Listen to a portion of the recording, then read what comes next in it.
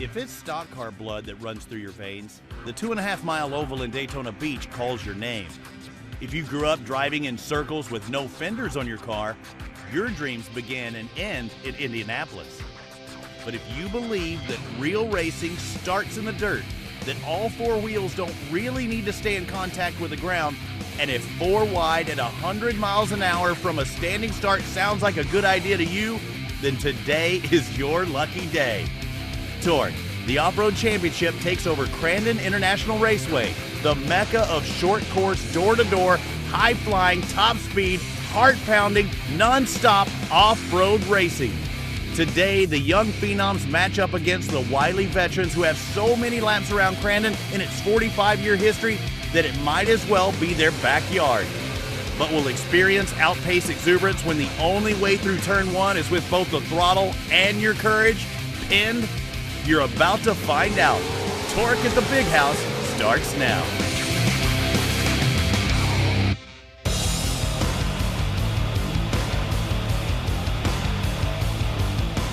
It's partly cloudy, windy with a chance of rain, but I guarantee you're going to see a brawl today. We're in Crandon, Wisconsin for TORC, the Off-Road Championship presented by AMSOIL. Hi everyone, welcome to the Big House, the Big House Brawl. I am Robbie Floyd. This is the three-time TORC champion, Ricky Johnson. And RJ, we're done with the bull rings, the fish tanks, all that racing in that tight confine. Now we spread it out here at Crandon at the Big House. We have so much more to work with. If you're a motocross or supercross fan, this is what you're looking for. The races in Chicago, very much like a supercross, tight quarters. Here at Crandon, we start with a land rush start them side by side. They come into the turn at 100 miles an hour. We're going to see some of this racing where they're going to be 5 lanes wide. So the intensity is high, the speed is high. That's why they call it the Big House. And the history as well. When you think of short course off-road racing, you think of Crandon. You have to come here. It's legendary. Absolutely. If you're a short course racer, you got to come here. If you're a short course fan, you have to see it in person. Kurt LeDuc brought it from the East Coast. Robbie Gordon, Walker Evans came from the West Coast. Everybody wants to be here at Crandon. We've seen crowds up to 50,000 people in the stands and all around the race facility. I can't wait for it to happen. And the big thing is the start. You have to negotiate that first turn. It is so important, and our partner Kate Osborne has more. Imagine lining up against some of your buddies or maybe your worst enemies and seeing a couple of waist-high rollers standing between you and 100 mile an hour first turn. Well, no one knows it better and has done it better than Johnny Greaves. Johnny, what is the secret to perfecting this land rush start? You know, I don't know if there really is a secret. Everybody's had their own theory or their own style, but you know, so much of it depends on where you're lined up on the start, and it's all based on points. So, right, fast guys, they're going to line up on the outside. Probably the worst place to be because these rollers are shoulder height right there. The guys that probably aren't the fastest, they're on the inside. They have the best line, the fastest line to turn one. What happens is a guy like me, if I get off the line good, well, I'm going to try to clear that second roller. And if I can clear that clean and grab gears and catch these guys that are hauling butt down the inside, and we're drag racing into turn one, and I look over, there's only 2 or 3 of them even with me, I'm just going to hold it wide open in turn one, go around the outside, maybe on 2 wheels, maybe on 4 wheels, I don't know. It's a crapshoot, but the start is so key here at Crandon, and you can win races and lose races, but I go for the win. Don't lift. Well, it sounds simple enough to me. Don't lift. We'll see how it turns out here at Crandon. Thanks a lot, Kate, and you see the fans come out here in a big way at Crandon. We will see 3 classes of race trucks, the Pro Lights, the Pro 2-wheel drives, as well as the Pro 4-wheel drives, Ricky. It's an exciting day. Weather is rolling in at the second, so we have a chance of rain, but I promise you, we're going to kick things off with the Pro Lights, a big class, a very competitive class, but it's been dominated by one driver this season. That's the 41, the Maxxis tire entry of Kyle Hart. We've had 4 races in 2016. He's won 3 of those. Kyle Hart hasn't been that impressive on big tracks in the past, but he was the fastest qualifier this morning, and so they had a random draw. So you can see here, he gets up on the bicycle. This is down in Texas. He comes back to Chicago. He repeats again. So Kyle Hart is a man on the move right now, and he's the guy to beat in Pro Light. Yeah, he's won 3 of the 4 races. He's set up for the first of the longer, the more wide-open tracks. Did not win here last year, even though he finished second in points. But he's definitely the guy to look for. He's the cream of the crop. Look at the top of the screen. That will be the lineup, the starting grid. We don't line them nose to tail here at Crandon. It is different. It's a slightly staggered start as well, Ricky. You can't quite see it, or you can see it. They're a little off kilter. Right, so what it does, it gives the guy on the inside a little bit of an advantage, and that's what Johnny was talking about. Typically, in the other classes, we're going to see the inversion with points in the top 6. So right now, Cowboy has run by. They're in gear. They are ready to go. They're waiting for Face Destiny to drop that green flag, and it's door-to-door all the way into turn 1. The nerves have to be unbelievable for the motocross riders, the motocross fans, for the racers that are on the track right now that have done motocross starts. That's about as close as you're going to get. But in motocross, you're not going 100 miles an hour, and you're not generally in an off-camber right-hand turn going 100 miles an hour. And in motocross, a lot of guys will try to save themselves because they're not protected with a roll cage. Here, everybody's wide open. They go completely, and you see Dismore on the inside with Cam Ramers peeling it off from the 3rd spot. I see somebody squaring up that outside. It's the guy who's won 3 times this year, Kyle Hart.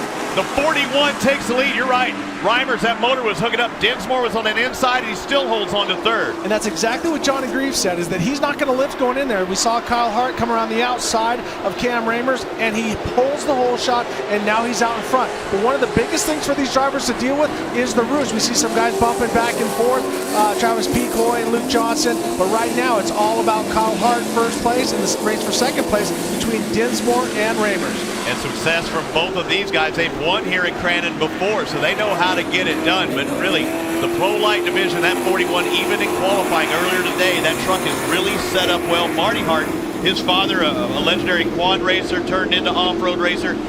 He's been putting so much focus in his son instead of worrying about himself racing nowadays. Exactly, and that's where Marty's at, and I'm kind of doing the same thing with Luke as well. But it's not 100%. Oh, I just want my son to do well, and I'm done racing. Same thing with Marty. But the time is right. The tide has changed. It's time for the next generation to move on up. And right now, Kyle Hart is doing a great job. Kyle Kleiman, the 42, up in the mix as well. Trying to find your favorite driver right there. Somebody moving. Is that Jake Lunderby in 4th maybe now up inside that top 5? Lunderby in 4th, and right behind him is one of the climbers. Then behind him is Luke Johnson. So as we look right now, this is Kyle Hart going into turn 1. He's breaching probably with the Pro Light, probably about 80 to 90 miles an hour as they come through there. And it's slightly off camber, Robbie. So with the driver on the left side hanging down low, it does feel a little bit sketchy when you're going around there. And I think the vision also, you saw that camera shot. If you can't see it looking through your television, what do you think that those drivers are dealing with on the track? And you're not having to deal with those rocks being shot at you as well. Well, it's a snowblower with dirt, filling your cab full of dirt. Very and they well run said. rock screens and stuff like that to protect the drivers from being hit, because some guys have been knocked out, some guys have had shoulders dislocated, so bad things can happen when rocks come flying at you at 100 miles an hour. But the biggest thing is when you go in, you see the trucks lean, you see the suspension start to droop out on the inside tire, and when you're down on that low side on those right-hand corners, you can't see around the next corner, so you have to get your vision up and around the next corner. We also have a competition caution after the 5th lap. This is a 9-lap race, but after that 5th lap, they bring them in, then we'll line them up nose to tail and start the 2nd half of this race. I'm looking at the truck in 3rd, the Sleeko entry. He won twice here in Crandon last year, and he likes this track. You can tell in his driving style, that truck's hooked up. Whatever it takes, he is fast. Travis Dinsmore here is in Crandon. Yeah, the crew on that truck has done it with Sleeko, have done a great job getting him around this track, and he's been very, very fast set up between his. It's a whole combination. It's not just motor, because everyone has to run the same size motor, but it's a combination of transmission and gearing and all the different stuff. And a lot of times Travis has been one of the fastest guys out here. You can see the roost as it's blasting off there. Now you got to remember, folks, though, the radiator's in the back. It's not in front because of that. They started racing at first with the radiators right in front like stock cars. They started blowing them out of the cars. So now the radiators are in the back of the cab, and they still take a hell of a beating. A little bit of a bobble from Cam Reimers. That's going to enable Dinsmore to close up, and Lunderby's still not too far behind as well. Dinsmore goes to the inside. He's got to get at least half of a truck even with him. That's the shortest way, but it bogs the motor down, and it looks like that's the case. Reimers able to use that horsepower on the outside. Yeah, if you can keep your momentum up, especially in these. Kyle Hart with a big bicycle. Sorry about jumping on you like that, Robbie, but Kyle Hart with a big bicycle. He saves it, holds on to the lead, and now we see Dinsmore passing Cam Reimers for 2nd place. And you see him set up in that turn. Right when he made that pass, he set up in the air to cut right across the front. We'll see if Reimers has anything for him. But Travis Dinsmore out of Paris, Ontario, Canada, the Arturo Tire entry, and that's one thing we haven't talked about, is the tire battle we have going on. Max is out in front, and a Turo in second. But these are the same tires that you and I would go to your store and buy and put on our SUV truck, so have you. Exactly. So 1, 2, 3, we got Maxxis, Turo, and Cooper all right up there. And here we see Lunderby starting to make a move towards the front. So he's getting antsy there behind Cam Reimers, and he's looking for a way around. That's the old CJ Greaves truck, and he's got a fender on him. If he can get a good run on it, he might have a shot around the outside. A very aggressive move by Lunderby. He sticks it down in there on the outside, and he does not pull it off. Cam Reimers holds on to third place. Lunderby finished 9th in Pro Lights last year in the point standings. His best finish was his 7th at St. Louis.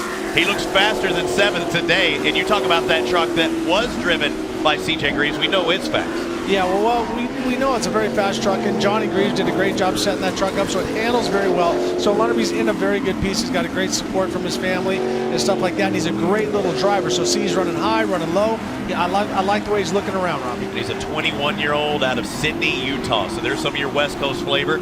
Even though it's not the West Coast, the West Side flavor coming here to Crandon. Yeah, and as you can see, the track right now is holding up really well. There's a lot of cloud cover. As we said, there could be storms in the horizon, so they want to get these races going because we have a full day of racing tomorrow as well. But now we're watching that race between the Liquid Wrench of Cam Reimers right there as he goes by the number 21 and Lunderby 55 in that black and green entry. So very, very tight. And here we see Kyle Kleiman starting to get into the mix as well. So a great race for third place. The fastest last lap was Travis Dinsmore, who currently sits in second. The fastest lap of the race is also Travis Dinsmore, back on lap 3, a 1:26.67.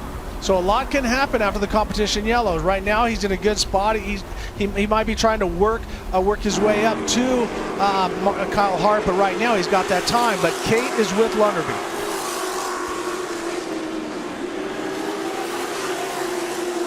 Kate, you have Dinsmore. You have some information on Dinsmore for us. I got information on Jake for you guys. You guys were talking about the Greaves family having a lot of help and working on Jake's car. Well, it's also interesting because CJ is not only spotting for Jake, but he's also Jake's roommate. I thought that was really interesting, and he said they kind of sit around, they watch racing. CJ helps him in a lot of different ways, and Jake also works in the Greaves shop. So a lot of crossover information. Greaves really helping Jake Lunderby. And Lunderby squaring it up, trying to go an outside-inside move, and it may happen. He does cross over, and now he's in a perfect position to shut the door on Cam Reimers. So he's in his ear, and I think he told him some good info right there. Definitely, and CJ, we'll talk about him later in the Pro 2 and Pro 4-wheel drive, who set a new unofficial track record in practice, so he knows his way around here. He's been testing here, so for Lunderby to have somebody like, CJ Greaves in your ear and also helping you, it's invaluable. Now I'm seeing Kyle Kleiman starting to get into that mix as well, back in fifth. He might have been sitting back a little bit, but now with only 5 laps to go the next time around, they should get the competition caution after the 5th lap is complete. This is a 9-lap race. Kyle Kleiman looked so fast when we saw him in Chicago. So he's been fast this year, but consistency's been his problem. Right, and with this track, it's so spread out, and if you make one small mistake, it can turn into a 2-second deficit when it comes to a lap and stuff like that. So the race gets a lot more spread out, but we are going to be going to competition yellow, and we'll bring these guys back together, and that's when you're going to see some interesting things happen. We're going to put a little bit of pressure on Kyle Hart by Dinsmore, and then Lunderby's going to want to get up there as well. So great racing going on right now. I think it's really important, Kleiman, if he's able to get by Cam Reimers, I know Cam's going to try and hold him off, but Kleiman, if he can get by Reimers, it gives him such an advantage the second half of this race. One guy you don't have to fight with. And there it is. The competition caution is out. Hart leads Dinsmore, Lunderby in third. There goes Reimers and Kleiman rounding out the top 5. We'll have the back half of the Pro Lights right after this.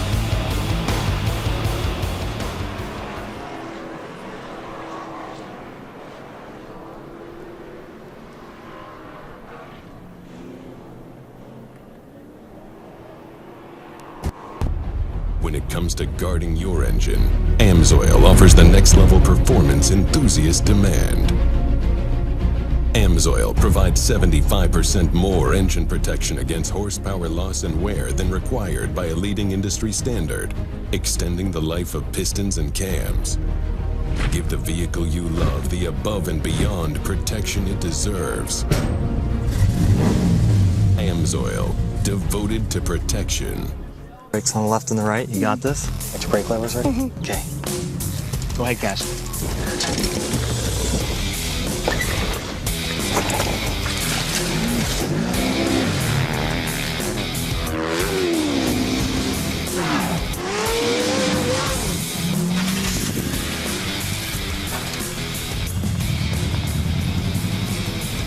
We know dirt matches tires. Welcome back to all of our people watching around the world on TORCseries.com. You're seeing Kyle Hart, who started pretty much in a third pick on the gate as far as there is no gates, but a third from the inside and able to make a good start, a whole shot out of that. Travis Dinsmore second. Lunderby Reimers climbing the top 5. Sean Morris, a former winner here. Luke Johnson, a winner here in Crandon, 6 and 7. Runyon, Pecoy, Carlson, Kleiman, and Kozak, our top 12 finishers. So front half is done. Hart was fast, but I think at times Dinsmore looked a little faster. We'll have more on that here in just a bit.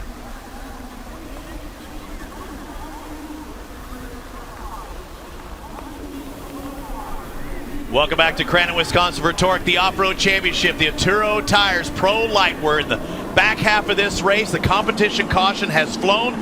There's the starting cone between that one and the next one. Kyle Hart can get on the throttle. Green flag means go. And he is trying to check out of this, but watch out for Travis Dinsmore, a winner 2 times here at Crandon last year, trying to win in 2016. Well, the last lap, Dinsmore was 0.3 of a second faster, and he was consistently faster than Kyle Hart. But now, was Kyle Hart playing possum? Hold him back a little bit, because you can see very aggressive at the beginning. Dinsmore going a little bit high, exiting low, and Lunderby right on the backside of Dinsmore. And a great move by Cam Reimers behind Lunderby. He tucked that very, very inside, saying, you guys battle out there, I might sneak my way in. And that inside to out move, he actually made up ground there.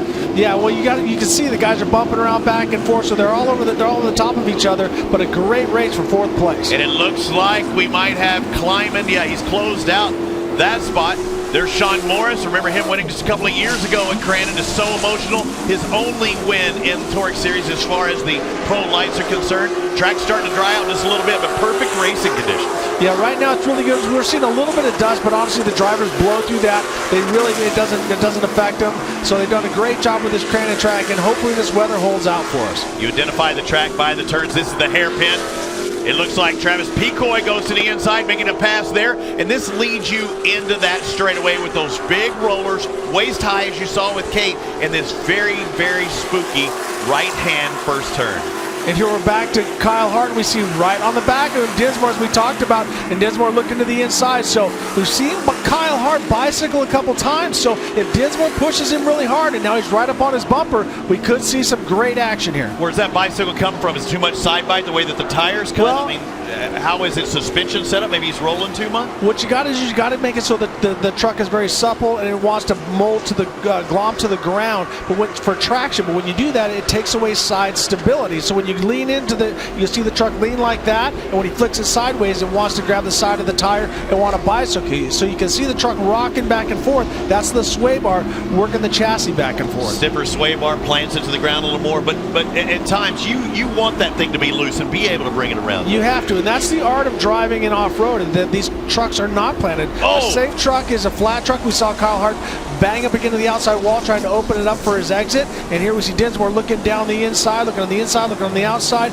But that's back to that thought, is a flat car is a safe car, but a loose car side to side, and I don't hate to quote Days of Thunder, loose is fast, and it's very true. If you get a truck that has great traction, that's what's going to get you down the straightaway. Now we've got a drag race. Look at the 41 of Kyle Hart in front, the Slico entry out of Canada in second, getting a face full, and that's another thing about that straight. You don't want to be lined up directly behind the guy in front of you, or you're just going to get a mouthful of dirt. Right, you can see that the main line is sort of getting all pushed off. Everything's off to the side. It's getting more blue groove, but you can see the roost and see how it leans on that right rear tire of Kyle Hart, and that's what's giving him the traction, but he was a little out too far in the cushion, and now Dinsmore makes a run coming down into the gravel pit. And these trucks, the Atturo Tire Pro Lights, they need to keep momentum up more. That's why they're way high. As we progress in the faster trucks, the more horsepower, they're able to go lower and try and dive bomb to the inside. Right, and you can use some of it, but momentum is your friend. So you might be a little bit slower from the entry to the corner to the exit,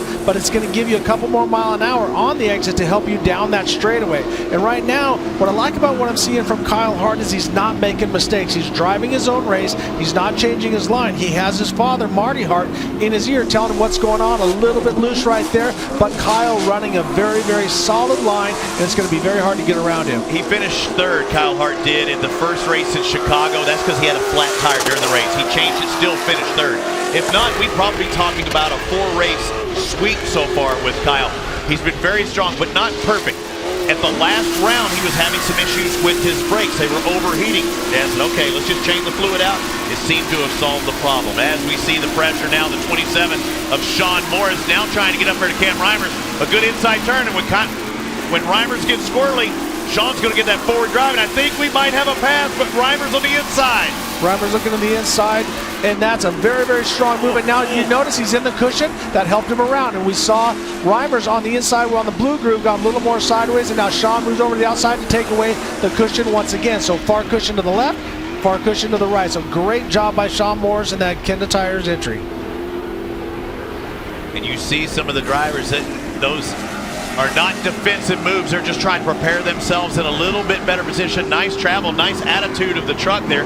Earlier today, I saw some of the lights getting nose down off some of these jumps, and it's just a condition of the course. As a white flag comes out, one more lap to go, and in about a minute, 25, 26-second laps, it's almost over. Can he hold on? Well, yeah, he's going to have to make a mistake, and I'm not trying to jinx him, but the way he's driving, Dinsmore has to do everything absolutely perfect, and he's going to have to make a small mistake, and he does. He goes for a slight push through there. Something happened to Kyle Hart. Now that gives Dinsmore a run going down into the hairpin.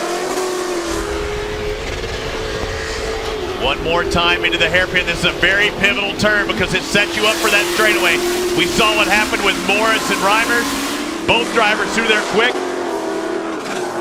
And now maybe you try and set up on that outside to get a good drive. He is all up in his business. You get behind him because you know that's the fast line around. It might be painful, but you deal with it. Look at this. We're going to have a race in this big left-hand barn sweeper. The key is going to be the gravel pit here, Robbie. And so what Dinsmore needs to do is have a very solid, and he bicycles just a little bit. That could have taken the race away from him. So I don't think, and he swaps again. So he is not going to be able to make that pass on Kyle Hart unless Kyle makes a huge mistake. And right now, that is something that Kyle Hart has not done all year long, is make a mistake. The big Walker Evans legendary leap coming up next. They launch off of this jump, and yeah, I think that Dinsmore is just going to have to settle for second. There it is, the AMSOIL finish line just ahead. One more turn, and it might be our 5th race, but 4th win for Kyle Hart in the Maxxis Century number 41. A solid drive by Dinsmore in 2nd.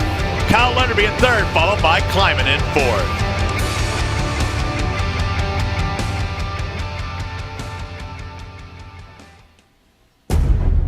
When it comes to guarding your engine, AMSOIL offers the next level performance enthusiasts demand. AMSOIL provides 75% more engine protection against horsepower loss and wear than required by a leading industry standard, extending the life of pistons and cams. Give the vehicle you love the above and beyond protection it deserves. AMSOIL, devoted to protection.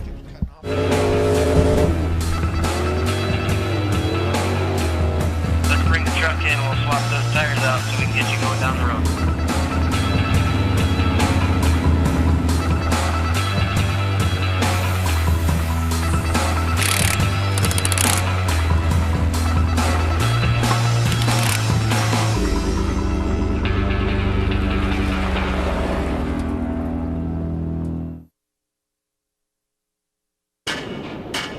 What would happen if a side-by-side had more power than it ever needed, a smoother ride than ever expected, and as much storage and customization as a pickup truck? Where would you take a side-by-side like that? Where would it take you?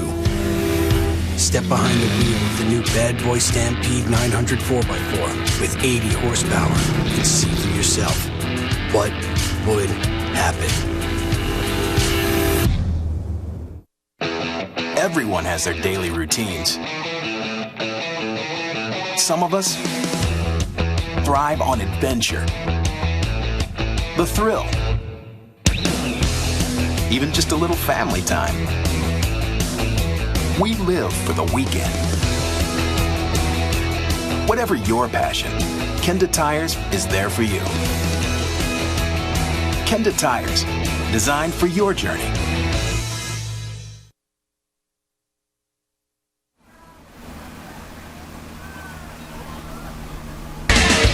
TORC, the Off-Road Championship, is brought to you by AMSOIL, devoted to protection. Maxxis Tires, we know dirt. And by Cooper Tires, we make tires for people, not just cars. An incredible start to 2016. Kyle Hart with another victory, this time at the Big House. Kyle Hart, 4 out of the 5 races you have won here in Pro Light. You had the whole shot there. You're maintaining your line. You had a great race, but there were a couple of times you bicycled.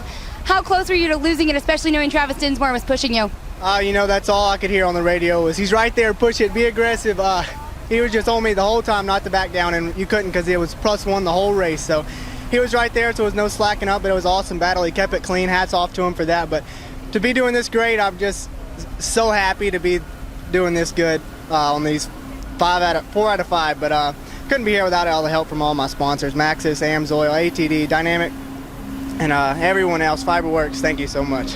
Kyle Hart, first place here in Pro Light at Crandon. Yeah, I'd be smiling too if I had a start to my year like he's had as we look at the final results in the Turo Tires Pro Light. Dinsmore gave him a run for his money. Lunderby worked his way into that 3rd spot. I think this is one of my favorite classes to watch all year. Well, it's so close. The vehicles are close, and I love seeing these young guys and the excitement. You get some of the veterans up there, and they're like a little bit callous and this and that. But I love the enthusiasm of these young guys. Definitely the future of our sport comes through Pro Light. Speaking of that, let's go to 2nd place. He had a chance for the win, but he matches that 2nd Chicago. That's Travis Dinsmore. Travis Dinsmore looking a little tired climbing out of that truck. You pushed Kyle hard. He even said you raced him clean. Hats off to you. Did you have anything for him today? Oh, I think I did. The biggest problem I was fighting was I couldn't see through turn 1. That was a big issue for us. So we were just kind of guessing, looking for that blue wall on exit. And I think we were faster than Kyle, particularly down at the barn turn, down at the far end. I got inside him a few times. I just couldn't finish the deal. I was really just hoping for him to make a mistake, but he didn't make too many, and so he beat us. But tomorrow's a new day, so we're going to take care of that. You know, I'd love to thank my family and my crew for coming out here and helping me out. These guys just busted their butts for us. I'd like to thank my sponsors, Sleeco Plastics, Turo Tires, VP Fuel, Mud Muncher, Rugged Radios, Ultra Wheels, and anybody else that I forgot that's really helped us out this year. Thanks, guys. Travis Dinsmore in 2nd, definitely getting after it here in Crandon tomorrow. Exactly right, Kate, as we take a look at the championship point standings after the 5th round here, and more separation between Hart, Morris, Dinsmore, Johnson, Reimers.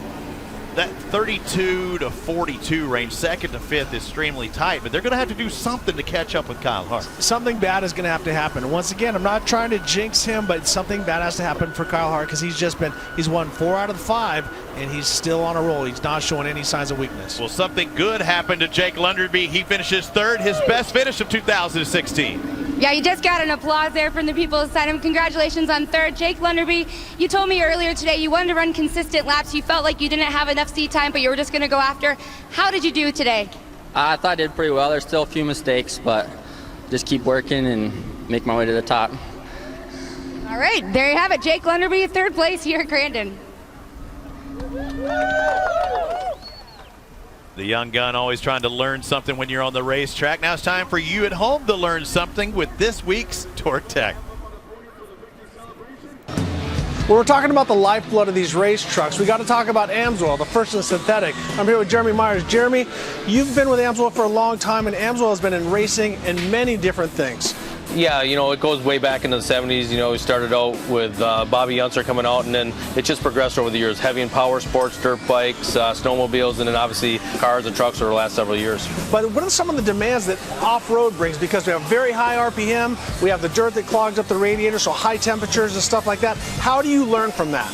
We learn from the extremes. We do a lot of testing with the guys that we work with, from Scott Douglas to Brad Lovell, Chad Ord, everybody that we work with here in the pits. We can adjust our products to fit their needs. Well, they say they're first in synthetic, but today they want to be first on the track. Let's talk to his driver, Brad Lovell. Brad Lovell, what does AMSOIL mean to you as far as a sponsor? Obviously, they've been with you for a lot of years. What AMSOIL means most to me is it's authentic. It's just absolutely authentic. They're out here involved in racing. They're building quality products, and it's not a bunch of lipstick and posters and stuff like that. But you've used it in multiple applications. You've won King of the Hammers. You've won Pro Light Championships. You've raced the Baja 1000. What does having a top grade or the top grade oil in your motor mean to you in those situations? Well, it's exactly what you need in those types of situations. You can't go out and take the type of time and money and effort and put it into those races without knowing that you have the best protection. That's Brad Lovell, past Pro Light champion, currently third in points. Let's see if he can get to the top of the box. And there they are, lined up on the starting grid. Brad Lovell, he's going to be one of those guys in the AMSOIL truck. Speaking of Brad, the faces of the Pro 2-wheel drive coming up. Who's going to take it here in Crandon? That's the big question. The man on the mission this year so far has been Keegan Kincaid.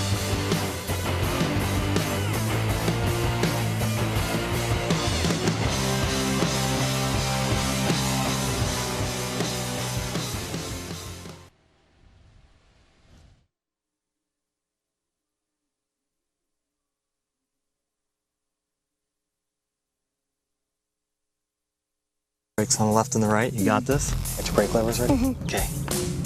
Go ahead, guys.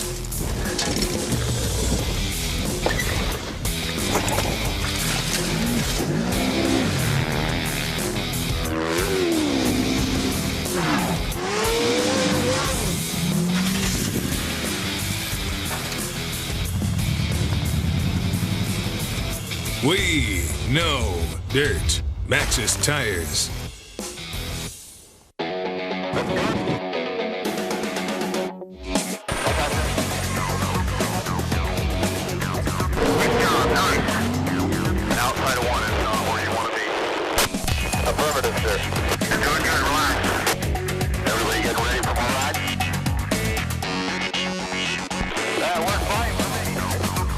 Can I trade you sunglasses?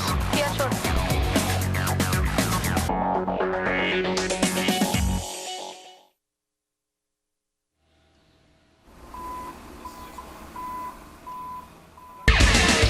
TORC, the Off-Road Championship, is brought to you by Turo, the tire with the style you want and the performance you need. Rugged Radios, the authority in communications. And by Akamai, faster, forward. Welcome back to the big house, Crandon, Wisconsin. I'm Robbie Floyd.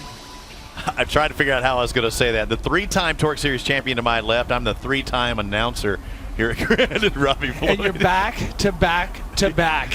Yeah. So there's a whole lot of repeats going on here, but great racing so far. I love what we've seen out of Kyle Hart, Travis Dinsmore. We saw a lot of bumping and banging going on in the back, but the track is awesome right now. The cloud cover's helping it out. They brought a lot of clay from the back. So what's happening is the low line is getting blown off, and so it's becoming more blue groove. And we've seen that the fast way around is in the cushion, so it opens up the inside for the passing, but the fastest way around is still the outside. So now we get to the higher horsepower cars.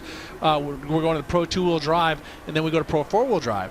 We're going to see some whole different line changes because of that horsepower. But as we speak right now, they're out there grooming the track, moving that dirt that was pushed outside back to the inside. So they're doing that but when that dirt is able to hold that moisture, that is so good, because you're bringing that semi-moist dirt from the top back there. They don't have to put in much water. And speaking of water, there's a chance of rain. We talked about it at the top of the show, but there's a high chance of rain. I mean, we are trying to get this going because there's some weather out there that could impact us, if not in the Pro 2s, quite possibly in the Pro 4s. Well, but a lot of times a mud race makes it a very interesting and exciting race because everything changes. The line that was good, you're going to have to move around to look for traction, and then also tear-offs. A lot of guys, I ran up to 30 tear-offs at one point. Some guys, what they have called a mud muncher or a roll-off system like the motocross guys, but when it comes to getting roost in the water, sometimes if you get it up underneath, it can kind of cross your eyes a little bit, make you see double. But being able to see is the first key, and if it rains, it's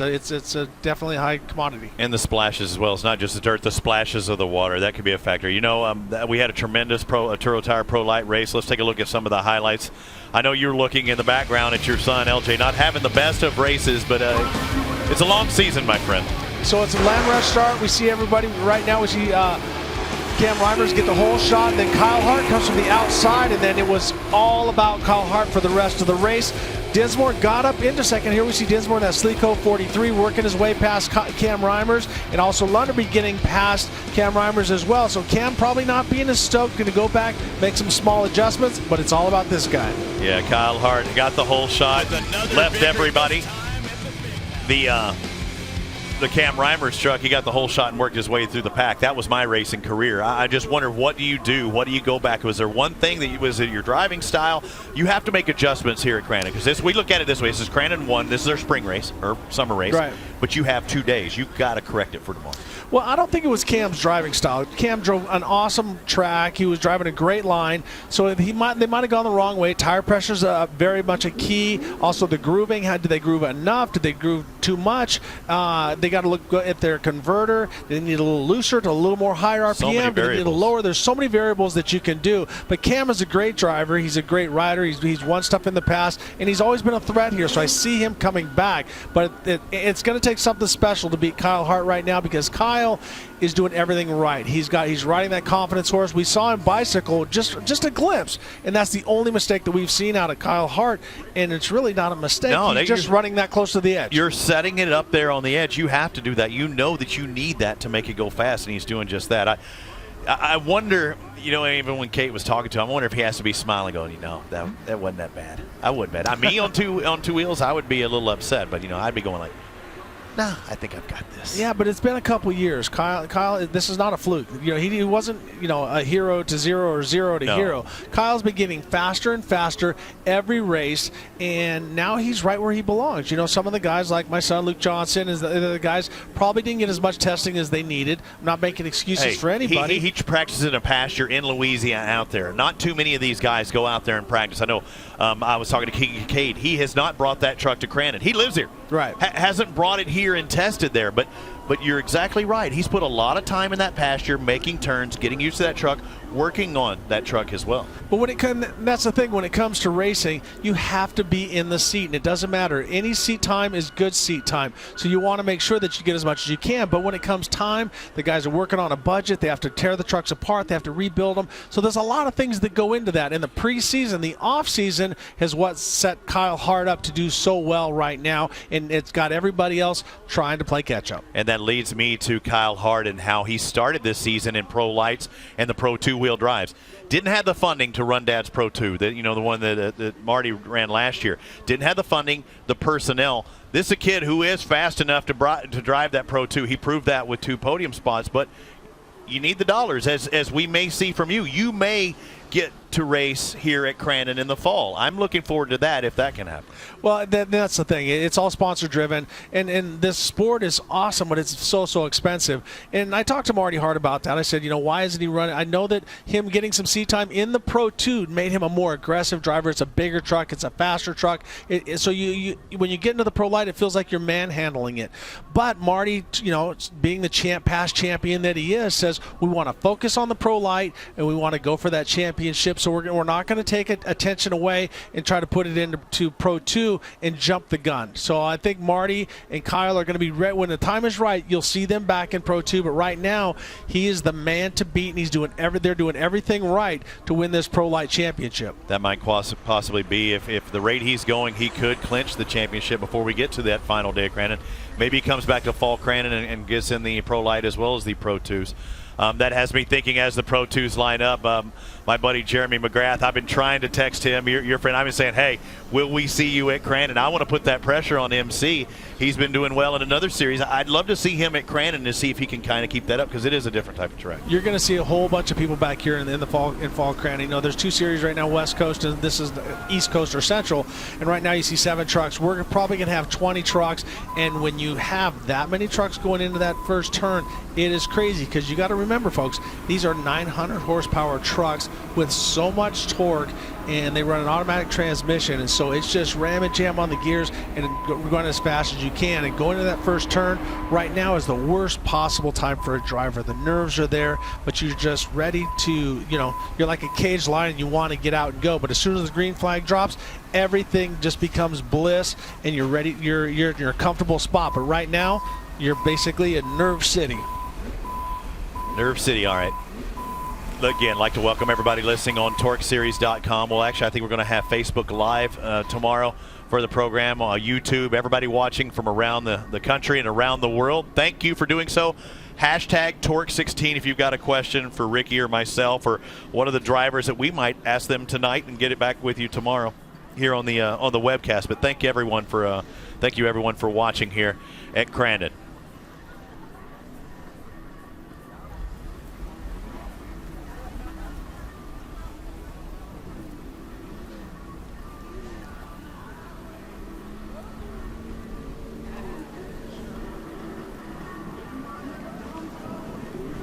Welcome back to Crandon, Wisconsin, the Big House Brawl. This is it, the epicenter of short course off-road racing for TORC, the Off-Road Championship presented by AMSOIL.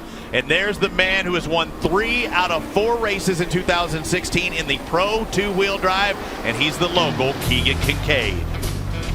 And when I say local, I mean he literally lives just around the corner. I mean, he goes to Duck's Bar and eats prime rib on Thursday night. But on Friday, Saturday, Sunday night, he's all about racing, Ricky, and he has been super dominant. Well, and Keegan is one of those guys. He comes from a great racing heritage. Everybody from his uncle Steve to, God bless his father who just recently passed away, but his father Jeff, who won so many Pro Light championships, teammates, also so many Pro 2 wins. So he comes from a great lineage of racers. But as you said, he's so committed. He's been successful in Pro Light. He's done very well in the Robbie Gordon Off-Road Series, and now he's the guy to beat in this Pro 2 division. And he's also done well in his opportunities in Pro 4. He should have won in Chicago if he kept it on 2 wheels. Instead, he went on his lid and didn't win, and he was driving Mike Jenkins' truck. And a footnote to that, he's not racing in Pro 4s today, but Mike Jenkins said if he won in Chicago, he said he would let him drive the Pro 4 here. He didn't, so Mike's back in the truck. There you go.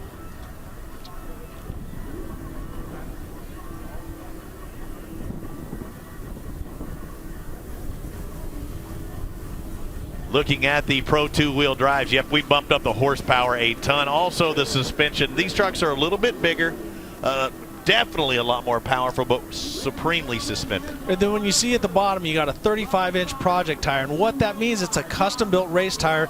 The rubber is much softer, much more pliable, but the sidewalls are so much stronger, so you can't drive these on the road. They're purposely built for short course off-road racing. And made to last only so long as well. Here we go, the Pro 2-wheel drives. They're locked in gear. I saw somebody nudge just a little bit forward. Who's going to get the start in Pro 2-wheel drive? Ari Leindyke Jr. with a good jump. The second from the inside, the Gunkmobile, and he's got his big motor, but watch the Traxxas entry on the outside, Keegan Kincaid. Keegan runs it in really hard on the outside, and he just opens up the corner and lets Ari have the line. But right now, Keegan Kincaid with the whole shot. And I say Ari's got his big motor. He actually had to switch motors in Chicago, but that was the motor he'd planned on having at Crandon. Well, it's Crandon. You need a big motor here and high horsepower, and Keegan, just as 2 drivers we've seen on the outside drive around, very much like Johnny talking about it in the open. Now breaking into the top 3 is CJ Greaves. We were talking about him earlier. He goes high, comes down low, takes a look on the inside of Ari Leindyke Jr., but does not stick the pass. So right now, Keegan Kincaid has about a 4-truck length lead. And here we see CJ Greaves to the inside, works his way out, and slide pass. Great job, CJ Greaves in second place. So the idea, you got your spotter letting you know you're not clear, still there. Now you're clear. And no contact right there as well. Rick, that was a perfect slide job. Now it's up to him to close in on Keegan. Is a big sweeping turns. Again, the track is prepped in between each race. Whoa, somebody's like Nick Tyree getting a little squirrely there. And he's going to lose 1, now 2 positions. Brad Lovell gets by. Van Efferen gets by. The race is already starting to spread out a little bit. You can see that the track is in great condition. Obviously, the top of the berm is very soft and the roost is pretty big. But what the drivers can see, they can see absolutely perfectly down the straightaways.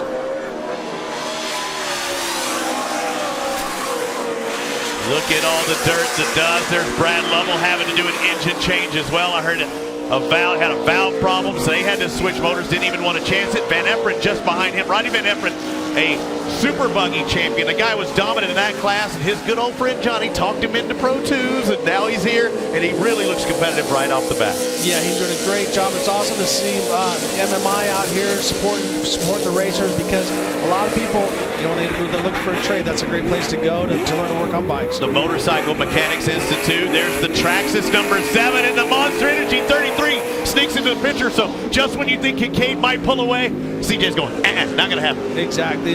And we talked earlier, CJ had the unofficial track record yesterday in practice. So right now he's made up a lot of ground. He's looking to the inside, looking to the outside. So CJ Greaves looks like he has the winning combination, but he has to get by. It's one thing to catch somebody here, but you eat so much roost, it's hard to pass him. So let's see if he looks to the inside or the outside. Last year, CJ Greaves in Pro 2-wheel drive, which he won the championship, had 6 victories, 12 podiums, an unbelievable season. It came down to the wire, though, between these two guys at this particular track at that fall race. Keegan is very aggressive, very hard on the gas, and CJ, a little bit more motorcycle background, seems to have a little bit more finesse, doesn't drive quite as sideways, but both of them are unbelievably fast nonetheless. We got a Toyota and a Ford out there, so these guys are going back and forth, and they're so evenly matched, you can throw a blanket over. CJ with 6 victories last year. Keegan Kincaid also with 6 wins, 1 less podium. And he's trying to get that drive on the inside. But right now, is CJ setting him up, trying to, say, hey, I'm testing the limits on this inside?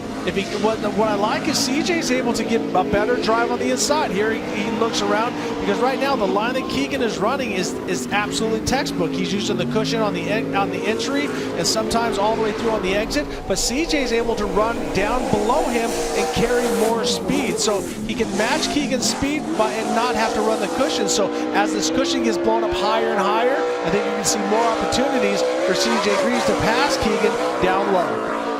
As they head into the hairpin, one of the sharpest, fastest turns you will see, because they are literally flying. That is a tall berm higher than the truck's roof as they make that sweeping left and now down the straightaway. CJ with a little bobble coming out of that turn. Well, what I'm thinking of CJ is going to be looking at the gravel pit. He was very fast down there, so if he can get right up on the backside of Keegan Kincaid, see how Keegan's a little bit more sideways? He doesn't quite have the back drive as CJ, and CJ's able to run a little bit lower. So if he can get close, look for a slide job down in the gravel pit, and we see, Keegan with a little bit of a push. CJ's closing in. Here. CJ's closing in. This is where you thought it would happen. CJ's got a good drive on the outside. There he goes, squares it up, tries going to the inside, trying to take the line. No, he gives him opportunity, or does he?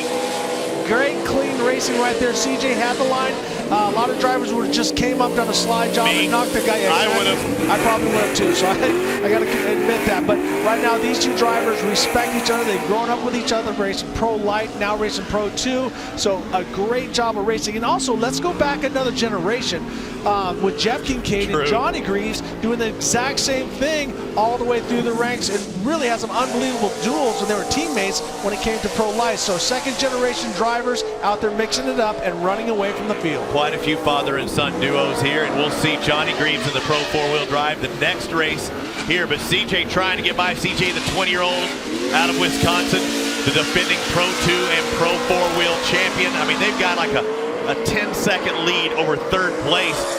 Keegan Kincaid's from right around the corner here in Crandon. He's 26-year-old, so a couple of 20-somethings are the fastest in the world in Pro 2-wheel drive on the best track in the world. And the reason they're so far out front is because Keegan's not worried about CJ. He knows CJ's a great racer, and here we see Brad Lovell coming up, and he's about 10 seconds back in third place. Nothing against him, but those two drivers are out in front and just racing as hard as they can. Here we see Keegan run down a little bit lower, down and misses down lane 3. So did the 7. Exactly, so the 2 run down low, and it works out well for Keegan Kincaid. So how much was that Keegan, or how much was that spotter saying, hey, you gave him way too much room that last time? No, what happened was Keegan saw him down there and realized that he can't open it up so much. And we talked about that, and we've talked about how there's 5 lanes of racing right now. Those two guys are running lanes 2 and 3, or actually 3 and 4, and that's where the cushion is, and that's what's giving CJ Greaves that little bit of run coming off. And we see Keegan with the back wheels high up in the fluff, getting drive coming out. I love this race going on right now. Listen to the sound of those trucks, too. Nothing like pure horsepower in the dirt. All right, I think we got a chance here. CJ goes underneath, and Keegan's just too wide, and they're going to get hooked up. And they hook into each other. CJ looks around him. Now they're trying to back. You know who's closing in is Brad Lovell. Brad Lovell's loving this right now, but you can see their lead is so far in front. And Keegan, and here comes Brad Lovell. He's going to sneak his way in there, and that's what we talked about. This it's full contact racing, so that I don't think he was trying to hook up there. No, it's a little bump, and they ran over each other's tires. But now we have a race going. They got wedged and stuck. I mean, they just a little contact when those tires get in that position, and you can get hung up. It just did happen. Where's the water truck when you need it? You know what I'm saying? But right now, Keegan a little frustrated, goes off the line a little bit. You can see the potholes start to come up, and here comes CJ back after him. And remember, we have not gone to competition yellow yet, so we're going to bunch these guys back up, but it's coming up as we speak. Yeah, after lap 5, competition caution comes out, and they'll regroup and restack. Was there any damage to either one of these guys' truck? Because if there is, they need to identify it so they can change it during that competition caution time. Red and yellow is the caution. Keegan Kincaid leads CJ Greaves. A much tighter battle now with Brad Lovell, but it makes no difference. We're going to set them up nose to tail here for the back half of the race.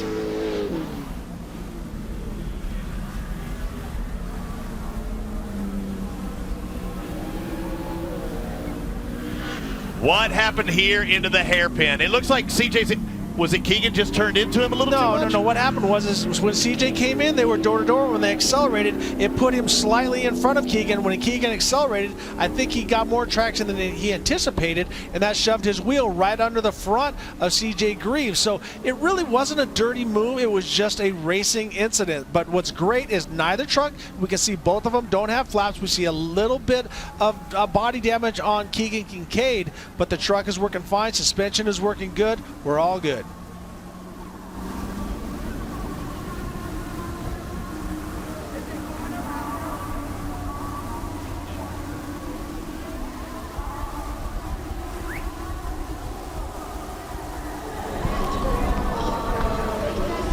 Let's go down to Kate Osborne. Yeah, the battle between Keegan and CJ, although it's going back and forth quite a lot, they said that they both really actually respected each other's driving, and it's something that they really like. It's building themselves up, it's helping each other out, and it's really making this series a whole lot better.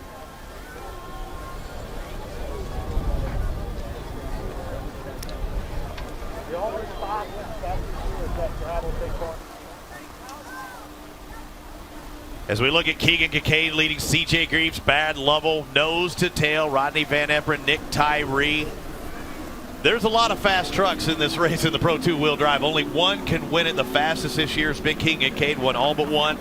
The other race was CJ Greaves. Rain is still in the forecast. I thought I heard a little thunder just a second ago, but man, we are ready for an exciting second half of Pro 2-wheel drives. The bodywork on CJ's truck might cause trouble if it's flying in the air, but it will not cause him any problems, as now the green flag is out. 4 laps to go in Pro 2.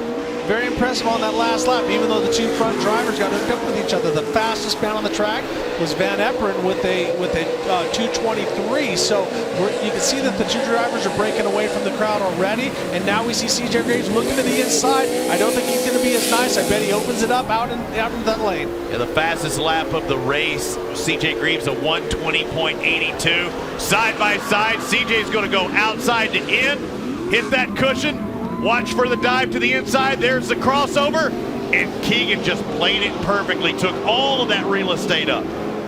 Well, and it wasn't intentional. I mean, he's just driving as much as he can. And I've driven the Pro 4s and the Pro 2s, and we see CJ leaning on him. Sometimes you use the bumper a little bit to try to frustrate the guy. You're not trying to knock him out or anything like that. You're just using everything that you can to get by. But it's very taxing on the truck and the driver to sit there and take the dirt in the face all day long.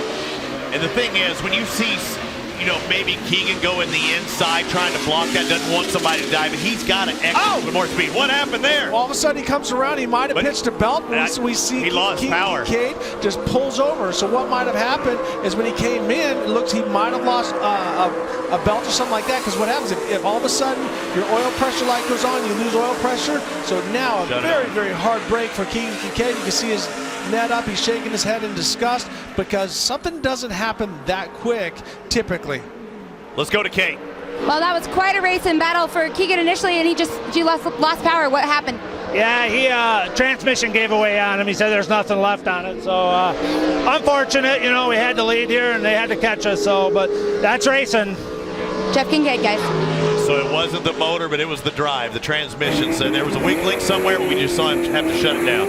Yep, we also saw Nick Tyree off to the side. We saw the gray truck, a little glimpse there. So a lot happens when these restarts, you know, you're out there running really hard. We can see that the door is gone. You think, oh, this might be a big problem. It's just cosmetic, folks. There's nothing hurting CJ Greaves' truck. Obviously, you can see how fast he's going.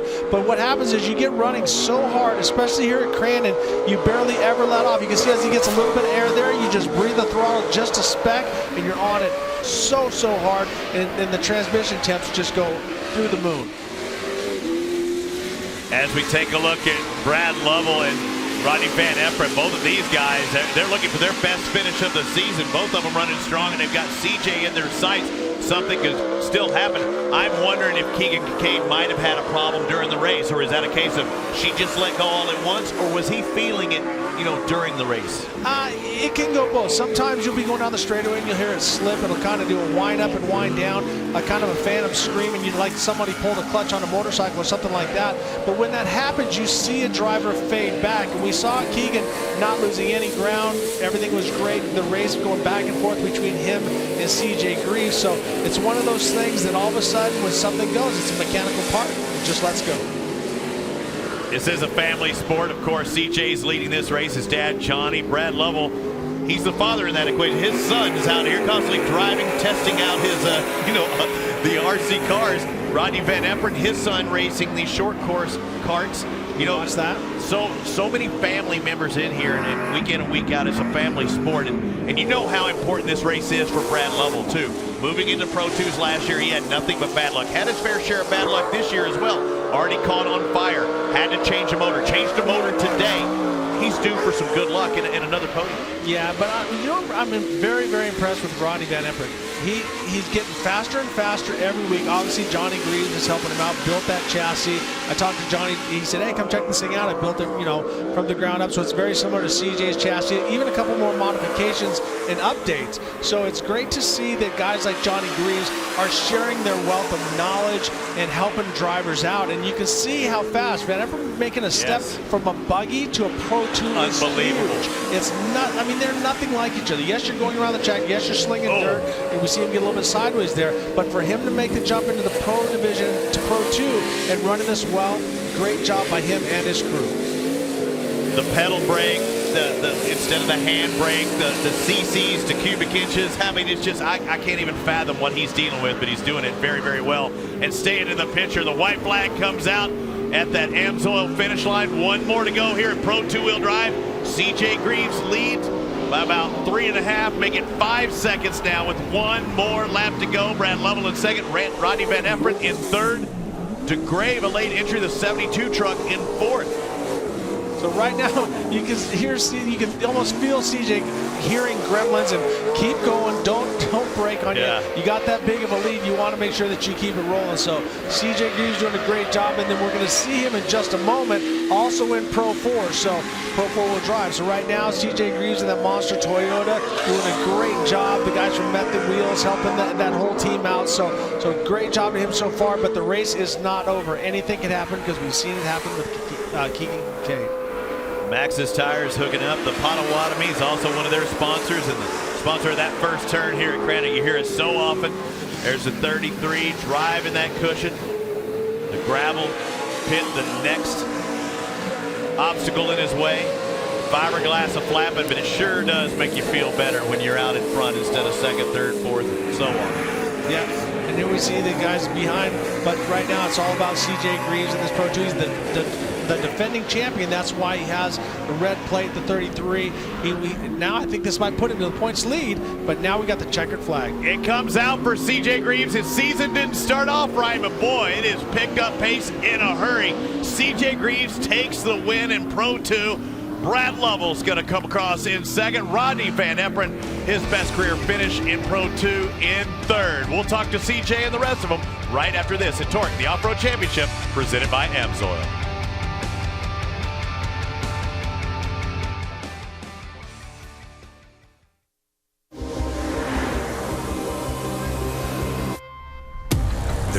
performance hidden in these tires. These tires are insanely good. Selected as a Consumer's Digest Best Buy. If this is what experts thought about Cooper tires, imagine what you'll have to say. They're impressive on all surfaces. Put Cooper tires on your car today.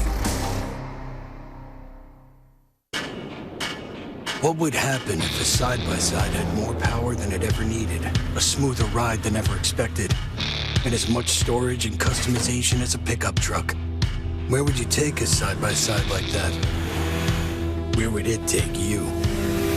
Step behind the wheel of the new Bad Boy Stampede 900 4x4 with 80 horsepower and see for yourself what would happen.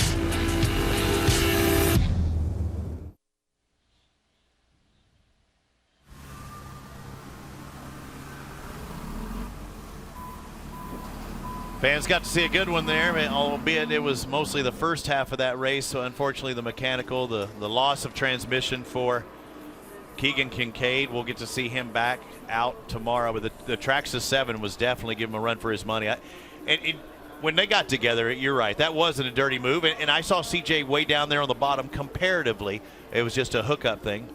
I don't think that couldn't affect, especially for it not being four-wheel drive, that couldn't have affected the transmission, could it? No, it couldn't. I mean, it might have been when he was blasting it in reverse, trying to unhook the truck. So that's the thing. You start blowing those fluids back and forth because it's a coupling system in the converter. And that get in there or I'll knock your teeth out mode, too. When you're just exactly. So anything could happen because you got all that fluid going one direction, then all of a sudden you throw it in reverse. Get adrenaline. And you're adrenaline, you're hammering the gas. So that could have added something to it, but we also saw CJ Greaves doing the same thing. So I think it was just.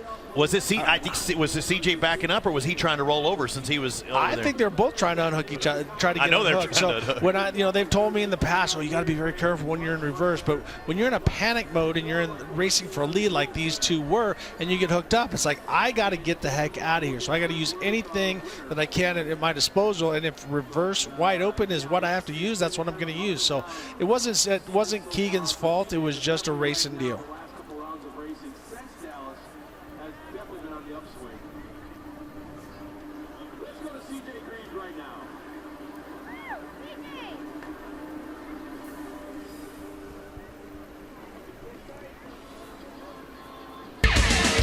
TORC, the Off-Road Championship, is brought to you by Cooper Tires. We make tires for people, not just cars. Bad Boy Off-Road, and their all-new Stampede 900 4x4 side-by-side. And by AMSOIL, devoted to protection. The defending champion of Pro 2-wheel drive, CJ Greaves, in the Monster 33 takes a victory in Crandon, his second of 2016. Kate?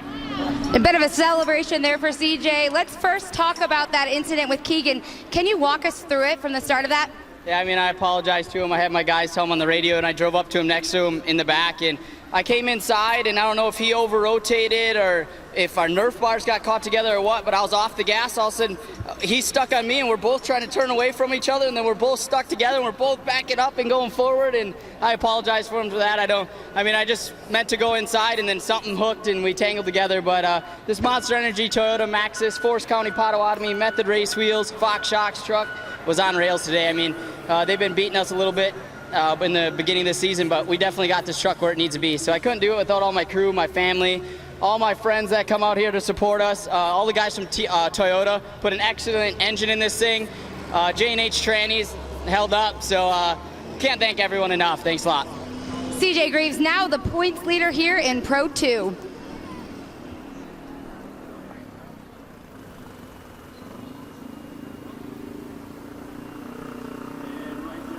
As we take a look at the results, CJ, the winner in the Pro 2-wheel drive. Brad Lovell, Rodney Van Epperen, DeGrave in the 72. Keegan in fifth. So several drivers with some problems here in Pro 2-wheel drive.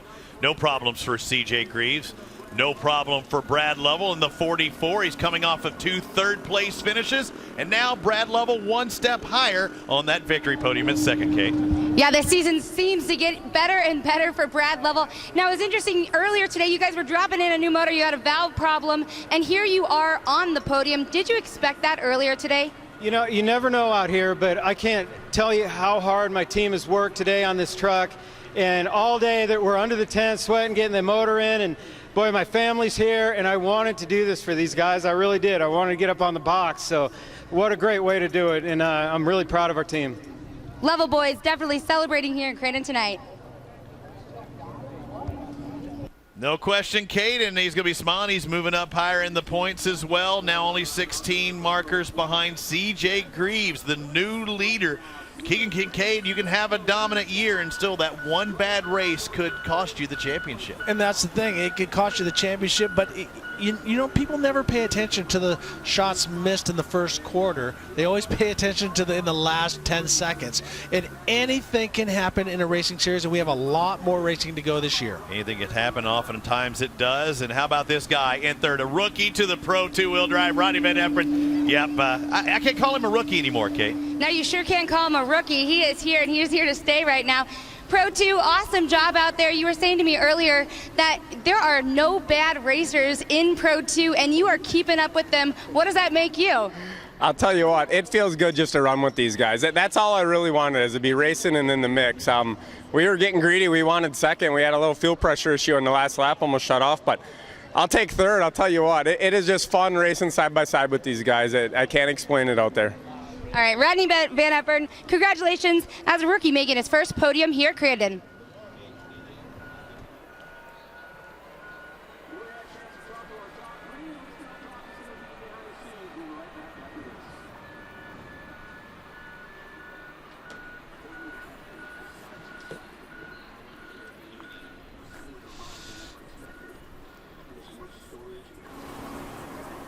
Thanks, Kate. A smiling Rodney Van Eperen as well as CJ Greaves taking the victory, and we'll see these guys up next. Look at those, the Pro 4-wheel drives, the bad boys. Yep, high horsepower and 4 wheels of clawing. The guy who may be the man to beat and the winningest driver in the field, Johnny Greaves. His son's a defending champion, but he learned a thing or two from Pops. Johnny Greaves and the rest of the field of Pro 4-wheel drives are coming up next.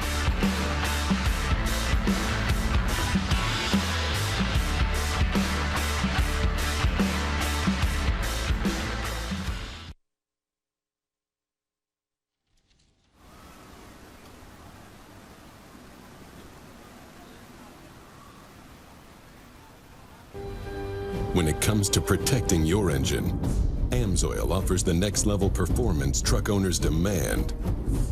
AMSOIL provides 75% more engine protection against horsepower loss and wear than required by a leading industry standard, extending the life of pistons and cams. Give the vehicle you love the above and beyond fortification it deserves. AMSOIL, devoted to protection. There's a lot of performance hidden in these tires. These tires are insanely good. Selected as a Consumer's Digest Best Buy. If this is what experts thought about Cooper tires, imagine what you'll have to say. They're impressive on all surfaces. Put Cooper tires on your car today. Get the same quality and performance the pros depend on when you fill up at VP Racing Fuels. And while you're there, check out VP Madditives, formulated by the mad scientists to give your ride a seat-of-the-pants boost.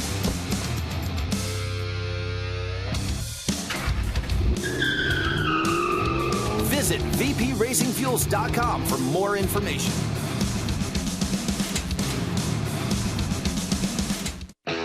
Everyone has their daily routines. Some of us thrive on adventure, the thrill, even just a little family time. We live for the weekend. Whatever your passion, Kenda Tires is there for you. Kenda Tires, designed for your journey. Welcome back to Crandon. The sprinkles are starting to come down. They're grooming the track. They don't need to water it quite as much, or I don't think so, even though the Pro 4-wheel drives can Grab traction pretty much anywhere. Welcome everybody to Torque the Off-Road Championship presented by AMSOIL. I'm the 3-time announcer here at Crandon, the 3-time series champion Ricky Johnson. I'm Robbie Floyd.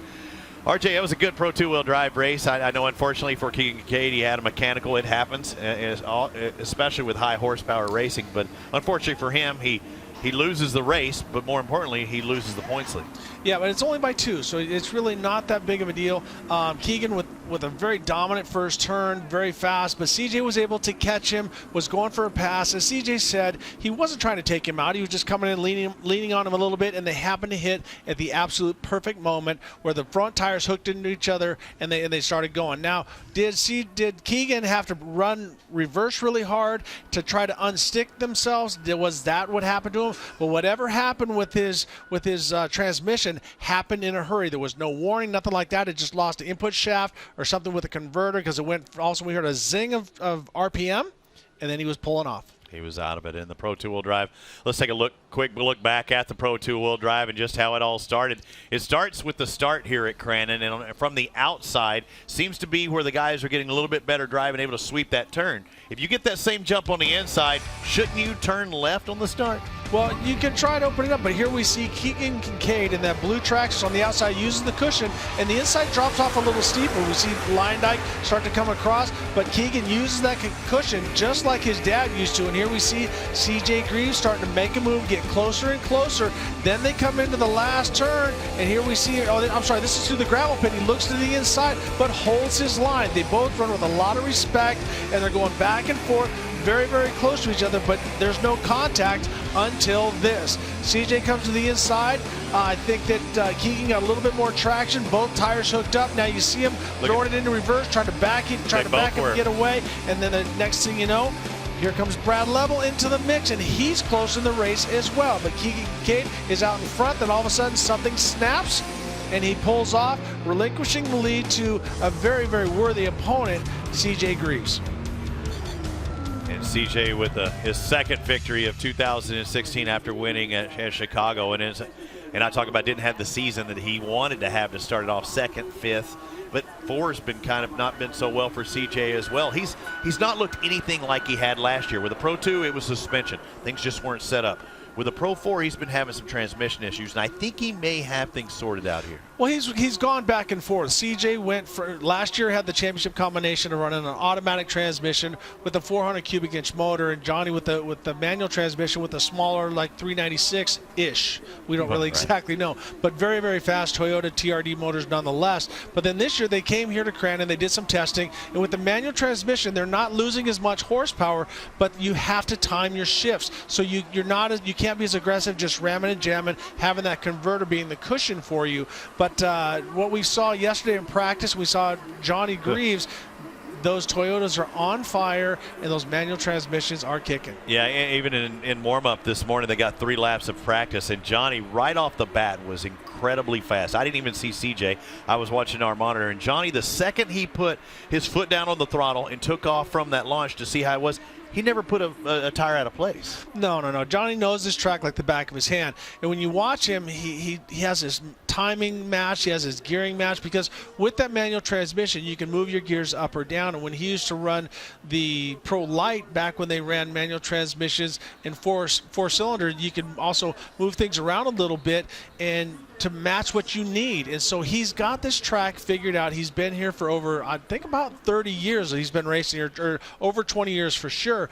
So he knows the track very well. He's got everything figured out, but he's got to watch out. On the inside, his son has the preferred starting spot. But newsflash, Scott Douglas was the last winner at the last race. And I told you earlier, when I think of that hairpin turn, I always think of Scott Douglas. He knows how to get around Crandon as well. Oh, yeah, and you can never count Scott Douglas out. He drives so hard, so fast. He's won Cup championships here. He's won races here, and he just gets better as the race goes on. I saw a little bit of frustration out of Scott in practice. He wasn't able to get by some of the guys that he should have been able to pass fairly easily, but never count him out. He's got a huge right foot. He goes into that first turn very, very hard, so look for Scott as well. Chad Hord, also a winner in Texas, or Chad Hord won in Texas. He's in the field. Kent Brasho, a name that that's been up there at times. I looked at my stats. He won here back in 2008. The man knows how to get it done as well. Exactly. He's been a champion in the past, but also you got Ross Hook, who's going faster and faster every week. We got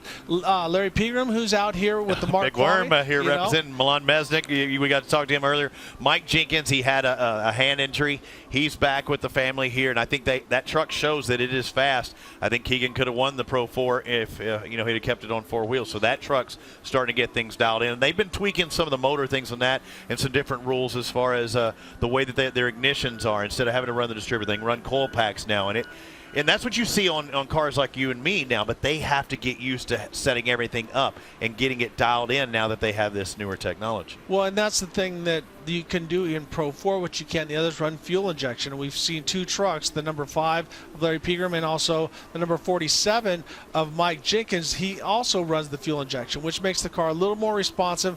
But at this point, whenever you're dealing with the fuel injection, sometimes it can be a little finicky. And carburetors always change when the weather changes and elevation and stuff like that. But you get guys like Billy Sleeper from Pro Power and guys that are actually just experts at tuning carburetors. Right. And they've been doing it forever. Exactly. I think in a perfect world, I mean, it's easier to do a carburetor, I think, because the electronic issue of the fuel injection and those packs is something that how often have you turned on your computer and something just wasn't right? If that one thing's wrong in that whole sequence, then it kind of messes with you. I know you're quite the computer guru. Yeah, exactly. But I wish people in trucks were a lot like computers, that you just shut them off for a moment and they come back better. What are you saying about me? What are I you might saying? choke you out to see if it works on a human being, but but it is like that because there's so many things that they have to evolve, and we've used fuel injections back when we raced stadium trucks and stuff like that. But right now, these Pro 4-wheel drive trucks are on the line. We see Larry Pegram on the outside. Right next to him, we see Milan, and then we got Mike Jenkins. So it's going to be a very, very exciting first turn. All right, we're going to step aside here for just a little bit. You see the Pro 4-wheel drives. They are lined up, and we'll get to see them hit the track here at Crandon in just a bit.